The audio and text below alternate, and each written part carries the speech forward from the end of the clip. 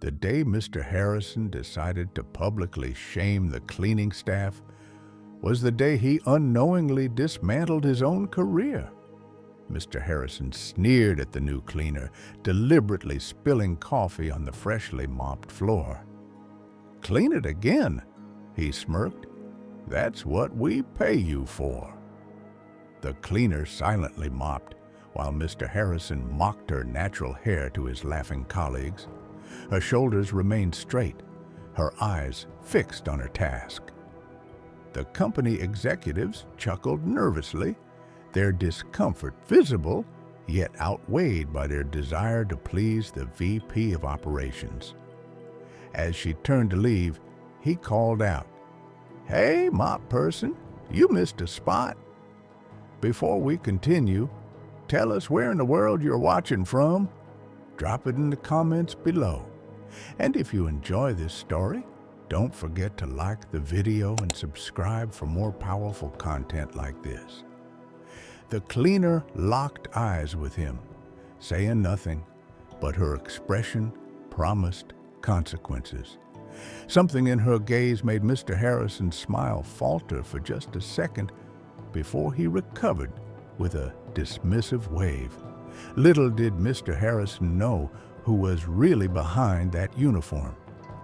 Eleanor Smith arrived at Global Innovations on a quiet Monday morning, her designer bag tucked away and replaced with a simple backpack. Her father, Robert Smith, the rarely seen CEO and majority shareholder, asked her to evaluate the company culture before appointing her as COO. Multiple advanced degrees in corporate restructuring and an impeccable track record in turning around toxic workplaces made her uniquely qualified for both roles. 2 weeks as a cleaner, Robert had said during their private dinner. See how they behave when they think no one important is watching. Eleanor agreed. Understanding a company's foundation meant experiencing its lowest levels. She reported to facilities management, where her credentials were a carefully crafted fiction. The supervisor handed her a uniform, equipment, and a schedule with minimal training. "Most floors are straightforward," he explained. "Watch out for the executive level, especially Mr. Harrison." Eleanor encountered Mr. Harrison within her first hour. He emerged from the elevator as she cleaned the lobby, his tailored suit and commanding presence drawing attention from everyone except Eleanor, who continued working methodically. "You're new," he stated, not a question. Before Eleanor could properly introduce herself, he interrupted. "My office needs attention first thing every morning and stay out of sight during client meetings." His eyes scanned her dismissively. "We prefer a certain professional appearance when clients visit." Throughout her first day, Eleanor observed how other employees took their cue from Mr. Harrison. Junior executives mimicked his dismissive tone. Administrative staff avoided eye contact. Only Clara from HR and Thomas from IT acknowledged her with basic courtesy, a simple good morning or thank you, when she cleaned their areas. Eleanor noted how Mr. Harrison's behavior shifted dramatically between different employees. With white colleagues, he was collegial and respectful. With minority staff, his tone became condescending, his feedback harsher. These subtle differences would be invisible from an executive office, but were glaringly obvious from her current vantage point. That evening, Eleanor meticulously documented her observations in a small notebook while cleaning Mr. Harrison's office after hours. She noticed a folder carelessly left on his desk labeled "Diversity Hires Damage Control," with her father's signature at the bottom of a memo. The signature looked wrong. The slant is too steep, the loop too narrow. Eleanor carefully photographed the forged signature, wondering just how deep Mr. Harrison's deception ran. 3 days into her role, Eleanor pushed her cleaning cart past the main conference room. Inside, Mr. Harrison addressed department heads, his voice carrying through the partially open door. "These departments are underperforming," he stated, pointing to a projection. "Coincidentally, they're also where we concentrated our diversity initiatives last quarter." He emphasized the word with subtle mockery. The budget cuts must come from somewhere, and the data makes our decision clear. Eleanor noticed the data lacked context. No mention of these departments' reduced resources or recent staffing changes. She leaned slightly closer, her mop accidentally knocking against a doorframe. The room fell silent. Mr. Harrison's head snapped toward the sound. "Excuse me," he said to the executives before striding to the door and pulling it fully open. "What are you doing?" His voice was low but sharp. "Just cleaning, sir," Eleanor responded calmly. "I didn't mean to interrupt." "Yet you did." Mr. Harrison stepped into the hallway, partially closing the door behind him. The executives remained visible through the glass walls, watching uncomfortably. Eavesdropping doesn't fall under your job description. "I wasn't eavesdropping, sir."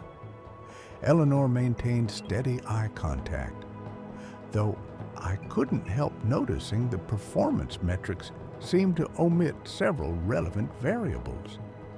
"Excuse me?" "The departments you've targeted for cuts recently had their administrative support reduced by 30%, Eleanor continued. "That impact doesn't appear reflected in your efficiency calculations." "I wasn't aware cleaners had MBAs, Mr. Harrison said, loud enough for those inside to hear. His recovery was quick, his tone shifting to theatrical amusement. "Cleaning supplies are in the closet, not the boardroom. You're paid to clean, not think."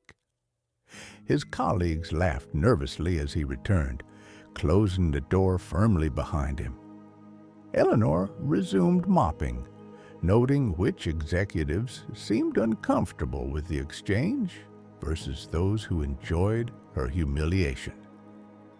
Later, as Eleanor cleaned the women's restroom, Clara from HR entered. After checking they were alone, she spoke quietly. "I'm sorry about Mr. Harrison." "He wasn't always like this." Clara washed her hands slowly. "Since Robert's been away, Mr. Harrison's been pushing boundaries, changing the culture. Some of us are just trying to survive until Mr. Smith returns." Eleanor nodded thoughtfully. "And when will that be?" "The board meeting next week." Clara dried her hands. "Hopefully, things will improve then." As Eleanor left that evening, she received a text from her father. Status report needed. Board pushing for immediate leadership transition. The next morning, Mr. Harrison called an impromptu all-staff meeting in the largest conference room. "Everyone means everyone," the email specified. Eleanor arrived with other custodial staff positioned at the back of the room. Executives and managers occupied the seats closest to Mr. Harrison, creating a visible hierarchy of importance. "Global Innovations is entering a critical phase," Mr. Harrison began, standing tall at the head of the table. "Our new efficiency protocols will streamline operations and maximize shareholder value." He displayed a PowerPoint detailing new expectations: extended hours, reduced breaks, stricter performance metrics. The changes disproportionately affected lower-level employees, while executive benefits remained untouched. "Questions?" Mr. Harrison asked, his tone suggesting there shouldn't be any. The room remained silent until Eleanor raised her hand slightly. Mr. Harrison's eyebrow arched in irritation. "The cleaner has a question," he announced, generating uncomfortable chuckles. "Go ahead, enlighten us."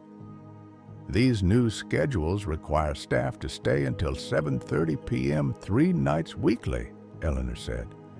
"Has there been any analysis of how this impacts employees with family responsibilities or childcare needs?" The room grew tense. Mr. Harrison's smile didn't reach his eyes. "What's your name again?" "Eleanor, sir." "Well, Eleanor, let me ask you something." Mr. Harrison leaned forward. "What's your educational background? Where did you get your business degree?" "I didn't say I—" Mr. Harrison interrupted. "Someone who pushes a mop for a living doesn't understand what it takes to run a successful business. These decisions aren't made lightly, but they are made by qualified professionals." He gestured around the table. "Perhaps focus on cleaning schedules rather than corporate strategy." Several executives snickered. Others stared at their notebooks, visibly uncomfortable. "Now," Mr. Harrison continued, "if there are no relevant questions, let's adjourn." As people filed out, Mr. Harrison called over his shoulder, "Eleanor, stay behind. The conference room needs attention before our next meeting." The executives lingered, finishing their coffee, while Eleanor waited with her cart. Once the room cleared, except for Mr. Harrison and 3 senior directors, he began his performance. "While you're here," he said loudly, deliberately knocking over a half-full coffee cup. The liquid spread across the polished table. "Oops, clumsy me."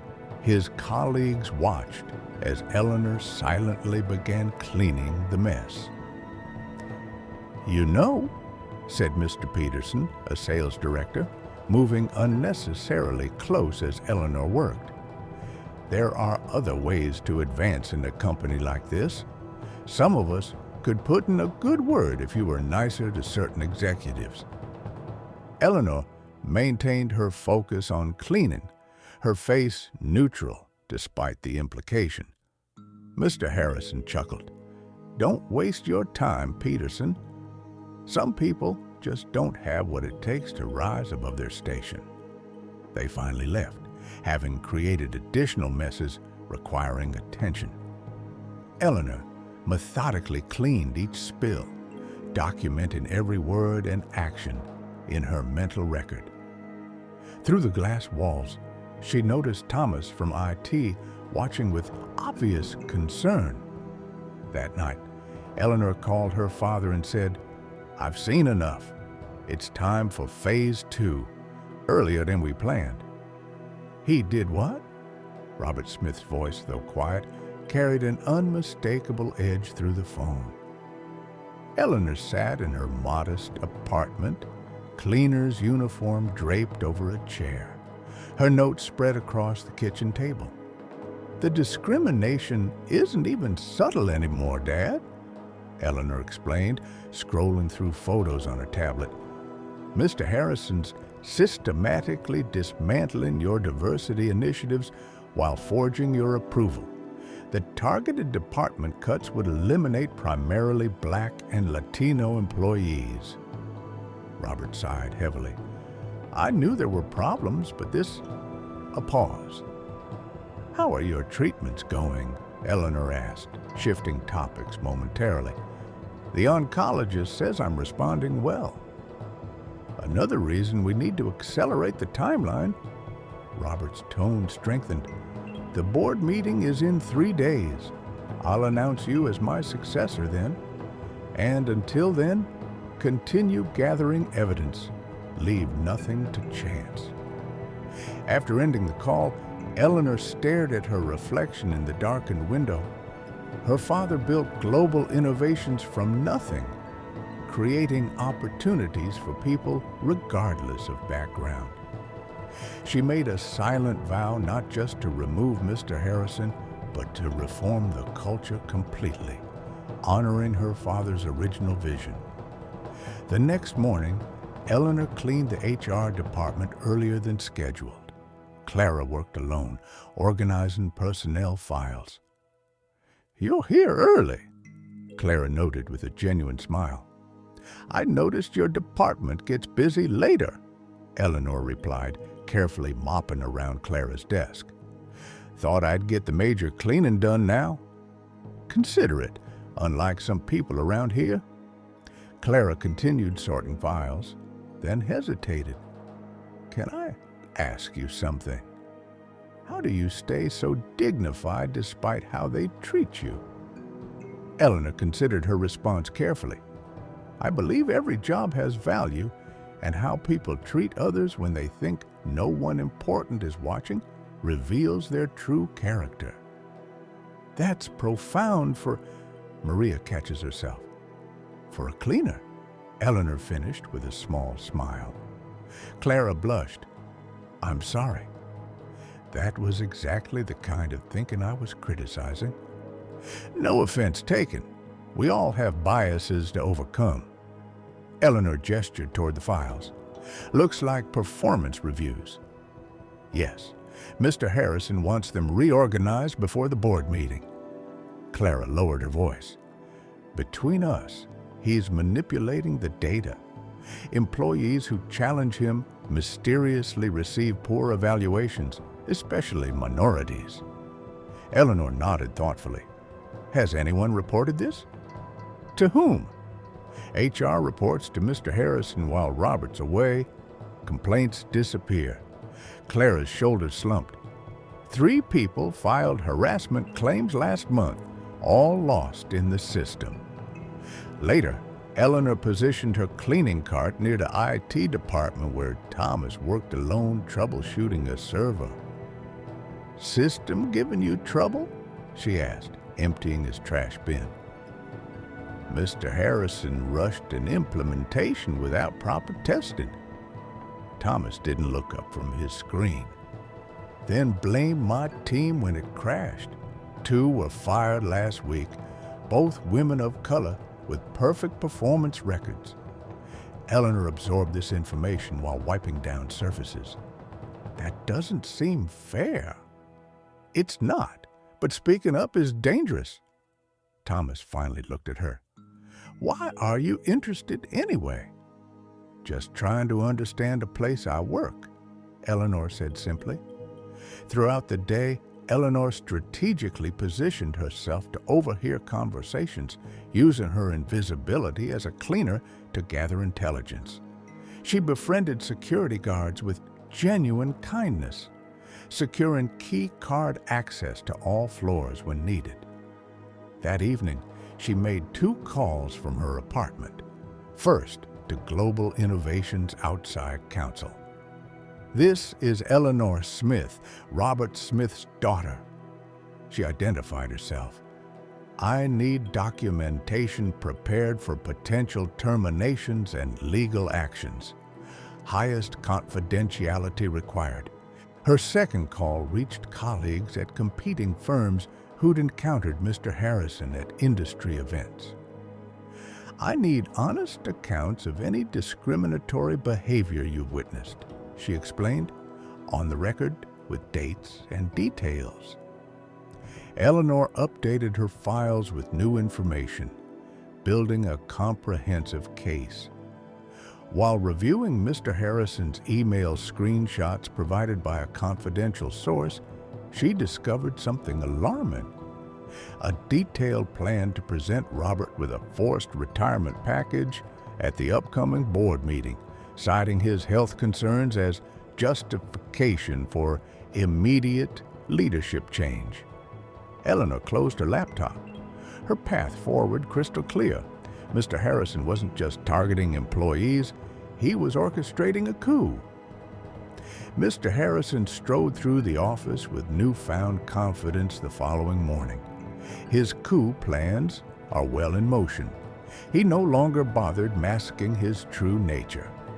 The executive floor buzzed with tension as he implemented a new enhanced productivity tracking system for custodial staff. Effective immediately, he announced to the facilities manager loud enough for Eleanor to hear nearby. Cleaning staff must check in every 30 minutes via the new app. Any gap in reporting will trigger immediate supervisory review.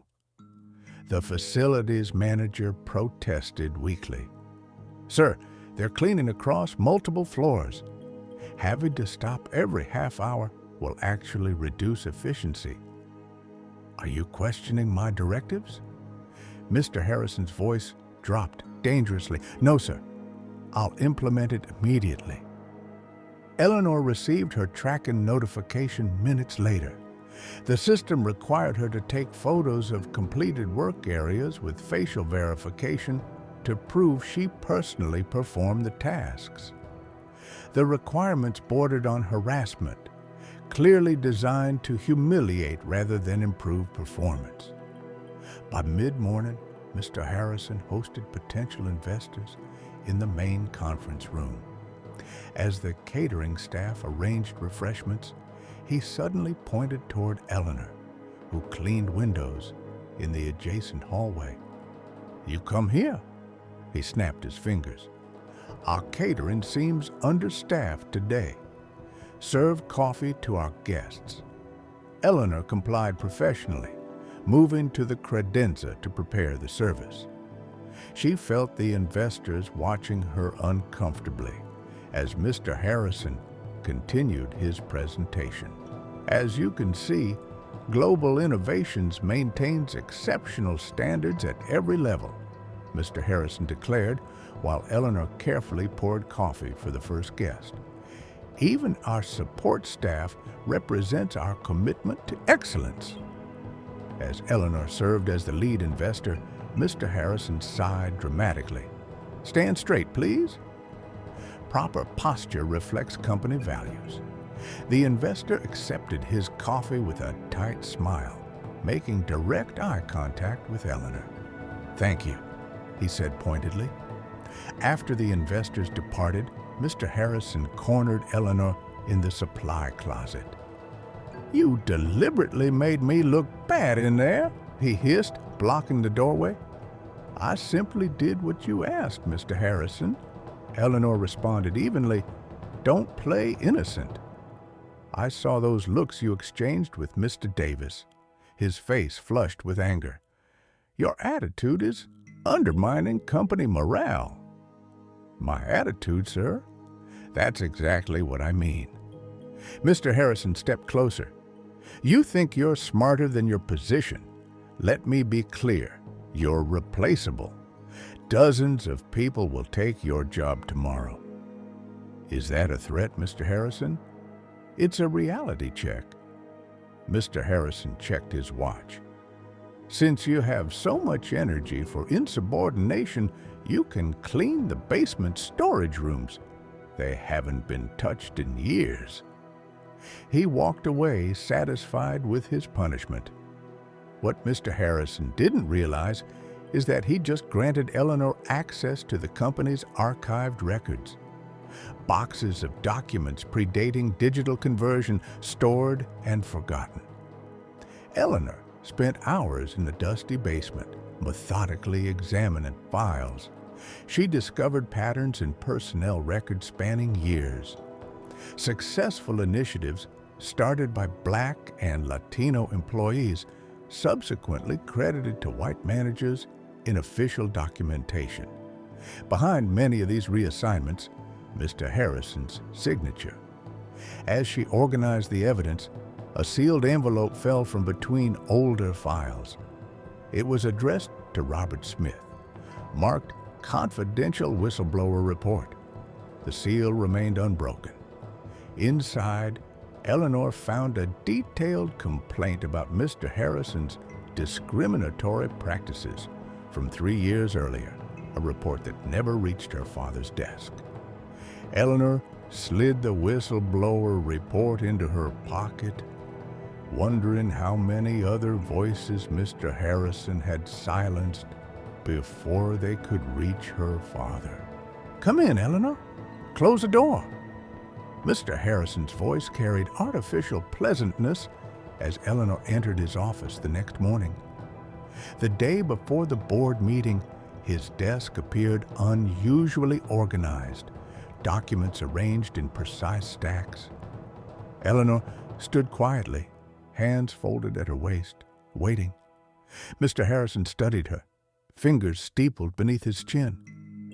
"You've been with us, what, 2 weeks now?" He didn't wait for confirmation.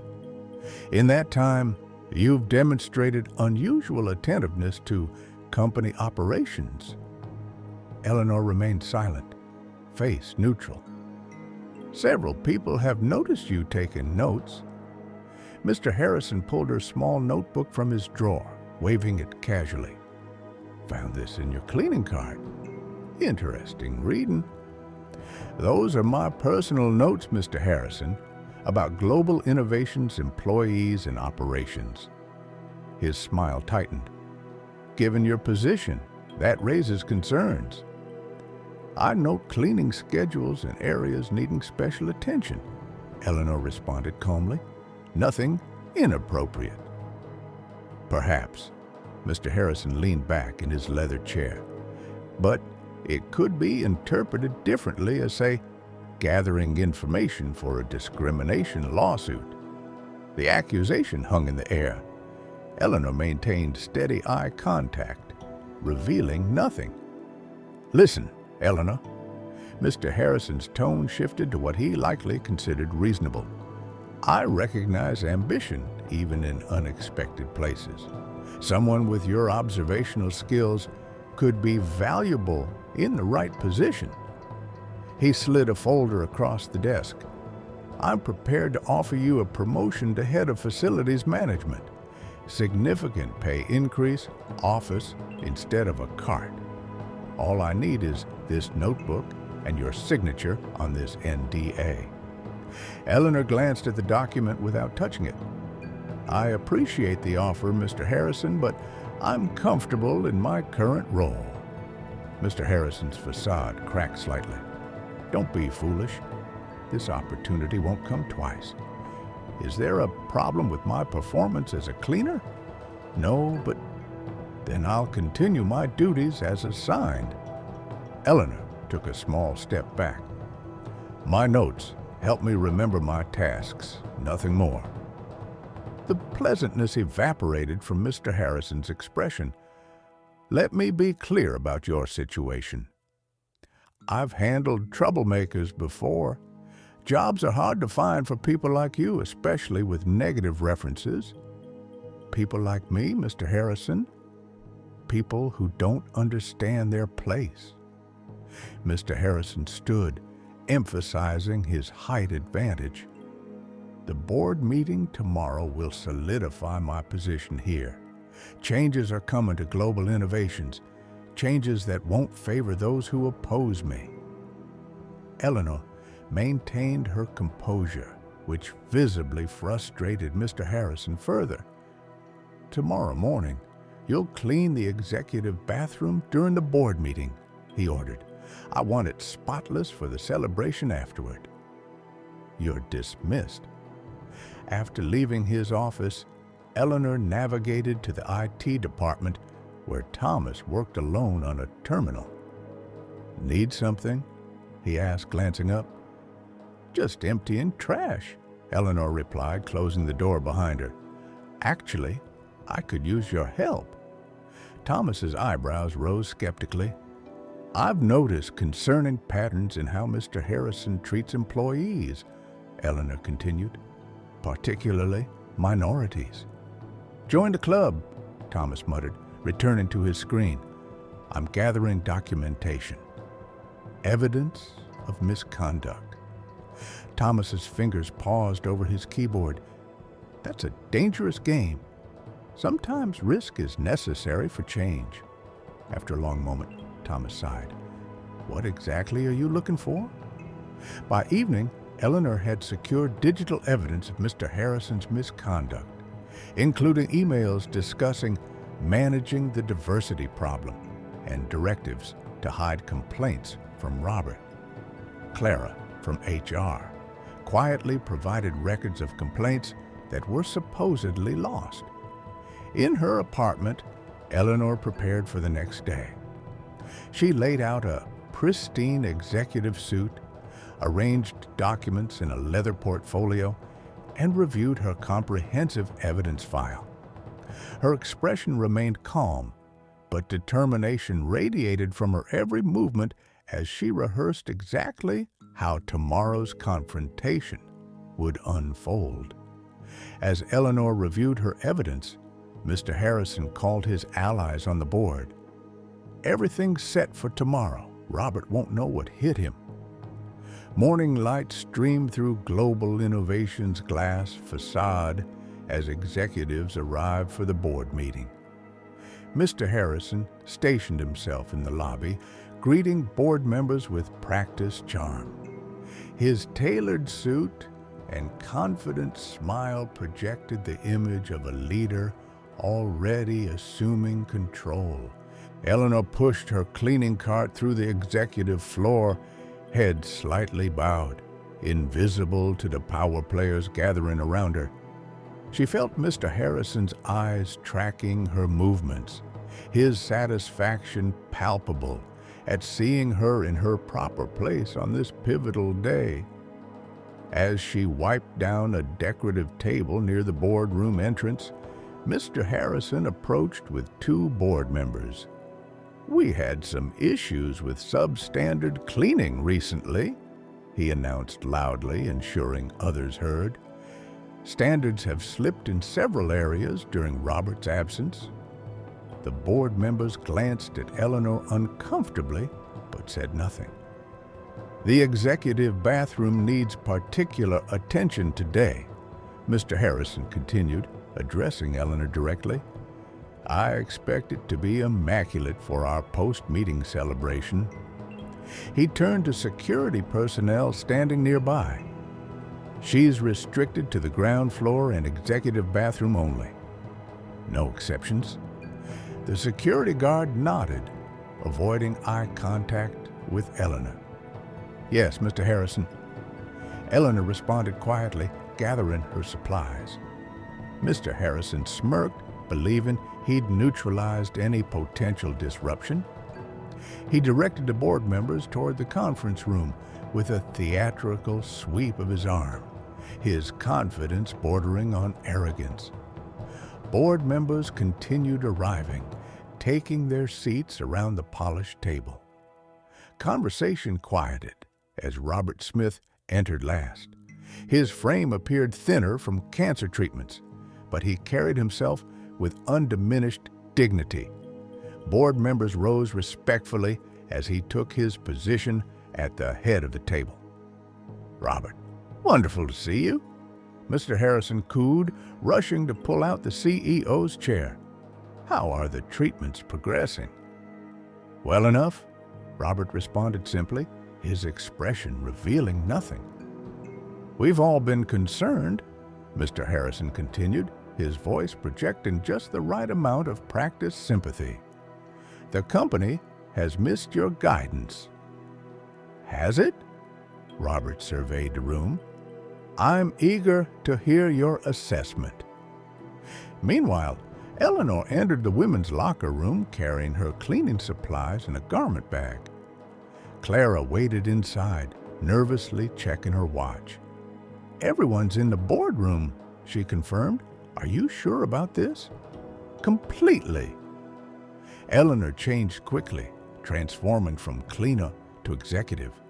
Her tailored suit fit perfectly, her hair now styled in a sophisticated updo. She applied minimal makeup with practiced efficiency. The transformation is remarkable, yet somehow revealing her true self rather than creating a disguise. "How will you get up there?" Mr. Harrison restricted elevator access. Clara worried. "There's more than one way to reach the top." Eleanor smiled confidently. "The service elevator bypasses security protocols." In the boardroom, Mr. Harrison stood before a polished presentation, digital slides displaying carefully curated performance metrics. "As you can see," he explained, gesturing to color-coded graphs, These departments consistently underperform despite increased resource allocation. The screen highlighted primarily minority-led divisions. My restructuring proposal addresses these inefficiencies through strategic personnel adjustments. Board members reviewed the data with furrowed brows. Robert watched silently, his expression unreadable. Which brings me to a difficult but necessary discussion, Mr. Harrison continued, his tone softening. Robert, your health situation requires consideration of leadership continuity, the stress of day-to-day operations during your treatment. He paused as the executive bathroom door opened. All heads turned toward the unexpected interruption. The boardroom fell silent as Eleanor emerged not in her cleaner's uniform, but in an impeccable executive suit, carrying a portfolio stamped with the company logo and her father's personal seal. Eleanor walked confidently into the boardroom, her steps measured and deliberate. Mr. Harrison froze mid-sentence, his presentation forgotten as confusion, then recognition, then horror washed across his face in rapid succession. Board members stared in bewilderment at the transformation. The woman they had either ignored or seen being humiliated now commanded the room with unmistakable executive presence. Robert rose from his chair, a smile breaking through his previously neutral expression. He moved to embrace his daughter, the gesture both professional and warmly paternal. Board members, Robert announced, his voice stronger than it had been all morning. Meet Eleanor Smith, my daughter. Murmurs rippled through the room as connections formed in stunned minds. Robert continued, Eleanor holds 3 advanced degrees, including an MBA from Wharton, and has spent the last decade turning around troubled corporate cultures across multiple industries. He placed a hand on her shoulder, pride evident in his gesture. And as of this moment, she is Global Innovation's new Chief Operating Officer. The silence deepened. Mr. Harrison's face drained of color, his knuckles white against the presentation remote, still clutched in his hand. Board members exchanged glances, processing this revelation and its implications. Eleanor took a seat at her father's right hand, calmly, placing her portfolio on the table and opening it with practiced precision. Her movements were unhurried, allowing the dramatic tension to build naturally. Before Mr. Harrison continues his presentation, Eleanor said, her voice clear and authoritative, I'd like to share my observations from my 2 weeks working undercover as a cleaner at my father's request. Mr. Harrison found his voice, though it cracked slightly. This is highly irregular. We have an agenda which now includes this report. Robert interrupted firmly. Please continue, Eleanor. Eleanor began methodically outlining the systemic discrimination she witnessed, providing specific dates, times, and witnesses. She referenced emails, conversations, and decisions documented during her time undercover, painting a comprehensive picture of the toxic culture Mr. Harrison cultivated during Robert's absence. On Tuesday, March 8th, Mr. Harrison explicitly targeted minority-led departments for budget cuts while presenting misleading performance metrics that omitted crucial context. Eleanor slid documents toward board members. The original performance data shows these departments actually outperformed expectations when accounting for reduced resources. She continued through her evidence, her delivery precise and unemotional, allowing the facts to speak for themselves. Board members leafed through the documentation with increasingly troubled expressions. perhaps most concerning, Eleanor continued, placing a folder before her father, is this diversity initiative report bearing your forged signature, creating the appearance that you approve discriminatory policies you had previously rejected. Mr. Harrison attempted to interject, but Eleanor calmly raised her hand. I haven't finished, Mr. Harrison. You've had 2 weeks to speak freely while I cleaned your office. She played selected audio recordings captured during her tenure as cleaner. Mr. Harrison's voice filled the room, making casually discriminatory remarks, threatening employees' livelihoods, and boasting about circumventing Robert's diversity mandates. And finally, Eleanor said, removing the sealed whistleblower envelope, this complaint addressed to my father 3 years ago, detailing similar concerns, was intercepted before reaching his desk. The pattern is clear and long-standing. Throughout her presentation, Eleanor maintained absolute composure, a stark contrast to Mr. Harrison's growing agitation. He shifted in his seat, loosened his tie, and repeatedly attempted to interrupt, only to be silenced by Robert's raised hand. When Eleanor concluded, she turned to her father and the board. This toxic culture doesn't reflect global innovation's stated values or my father's vision. Beyond the moral implications, it represents significant legal and reputational liability that threatens the company's future. This is absurd, Mr. Harrison finally exploded, standing abruptly. She set me up, planted herself here under false pretenses to fabricate evidence against me. Did I fabricate the recording of you mocking my hair? Eleanor asked calmly. Or the email where you wrote that diversity hires require extra management to maintain standards? Those statements are being taken out of context. Mr. Harrison's defense grew increasingly desperate. In a high-performance environment, certain cultural differences create natural friction. My job is managing that reality, not pretending it doesn't exist. His attempted justification only confirmed Eleanor's accusations, drawing shocked expressions from several board members. And the forged signature? Robert asked quietly. A miscommunication with your assistant, Mr. Harrison claimed, sweat now visible on his brow. She believed you had approved the policy changes before your medical leave.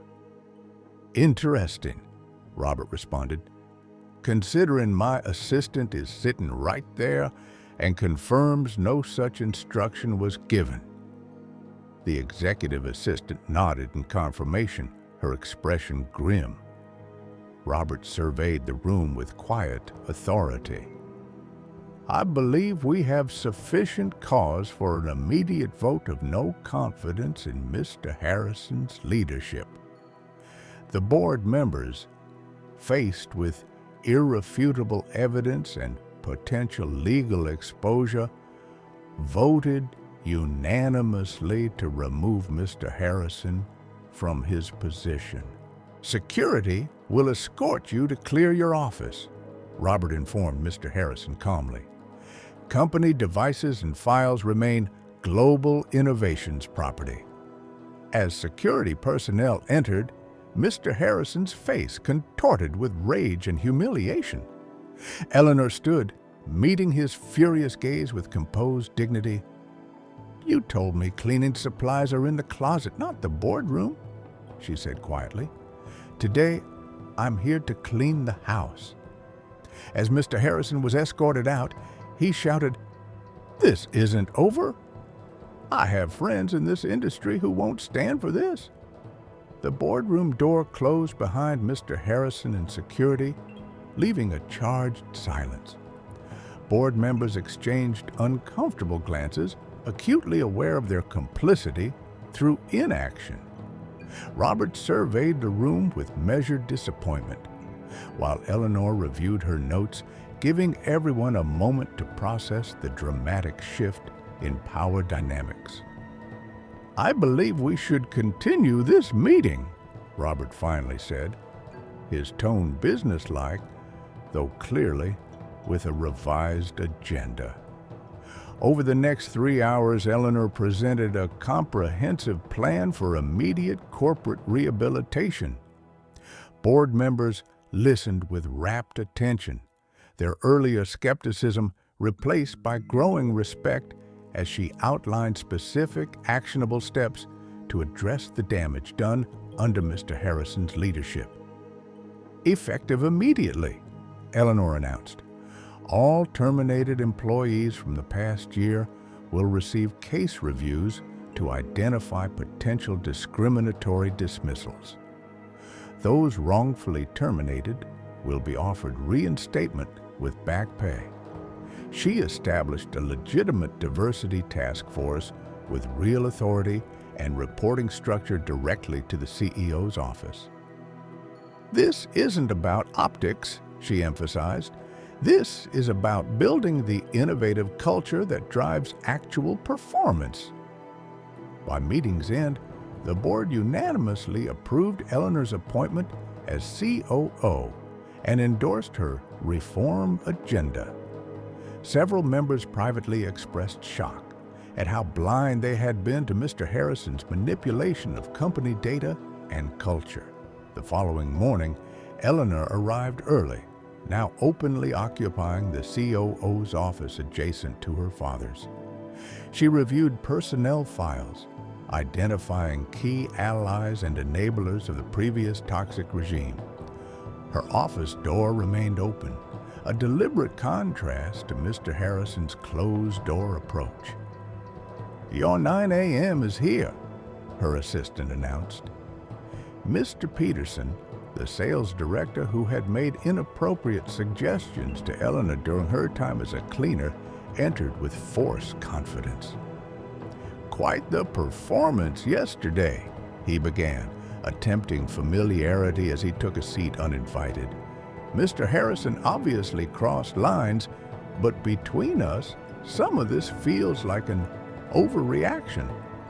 Eleanor studied him silently before responding. "Tell me, Mr. Peterson, what specifically feels like an overreaction?" "Well," he chuckled uncomfortably, "some comments get misinterpreted. Workplace banter isn't always politically correct." "Banter," Eleanor repeated, "like suggesting a cleaner could advance by being nicer to certain executives?" Mr. Peterson's smile faltered. "That was just joking around. Nothing serious." "Interesting." Eleanor opened a folder on her desk. "Because we have 17 similar jokes documented from you in the past year directed at female employees. Would you like to hear them quoted back?" "This is ridiculous." Mr. Peterson shifted in his seat, his tie suddenly too tight. "You can't possibly build a case from offhand remarks." "Actually, we can and we have." Eleanor slid a document across the desk. "This is your severance agreement, contingent upon a non-disclosure clause. The alternative is termination with cause, which would trigger mandatory reporting to industry oversight boards regarding the harassment claims." Mr. Peterson stared at the document, reality finally penetrating his privileged bubble. "You can't do this. It's already done." Eleanor stood, signaling the meeting's end. "You have until noon to decide which exit you prefer." Throughout the week, Eleanor conducted similar meetings with executives who enabled Mr. Harrison's behavior. Some demonstrated genuine remorse, acknowledging their failure to intervene. "I knew it was wrong," admitted the marketing director, voice trembling slightly. "But I have 3 kids in college. I convinced myself that staying silent was protecting my family."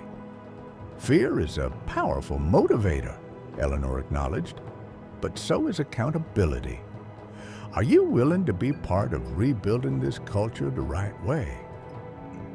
Those showing authentic responsibility receive second chances with clear expectations. Others who defended the old culture faced termination or voluntary departure with carefully worded agreements protecting the company's interests. By week's end, Eleanor had restructured the executive team, promoting qualified individuals previously overlooked due to bias. Thomas from IT became Chief Technology Officer, his previously ignored cybersecurity proposals now fast-tracked for implementation. Clara advanced to Senior Director of Human Resources, tasked with rebuilding trust in a department that had become weaponized under Mr. Harrison's influence.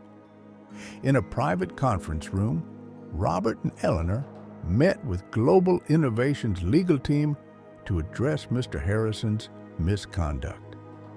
"We have 3 options," explained the chief counsel, sliding folders across the table. "First, internal discipline only, termination with a strong NDA and financial settlement. Second, full cooperation with regulatory investigations, but no proactive disclosure. Third, a transparent approach. Publicly acknowledge past failures while demonstrating corrective actions." Robert looked to Eleanor. "Your recommendation?" "Option 3, she responded without hesitation. "Settlements and NDAs protect Mr. Harrison and any company that might hire him. Transparency protects future potential victims." Robert nodded his agreement. "Proceed with full transparency. Global Innovations will demonstrate leadership through accountability, not cover-ups." The decision sent shockwaves through the industry, where such behavior is typically settled quietly to protect corporate reputations. Media outlets requested interviews, sensing a rare break from the standard damage control playbook. Eleanor selected one respected business journal for an exclusive feature, using the opportunity to position Global Innovations as taking decisive action against discrimination rather than hiding from past failures. Leadership requires experiencing all levels of company operations, she explained to the journalist. When executives remain isolated in corner offices, they lose touch with the culture that actually drives success or failure.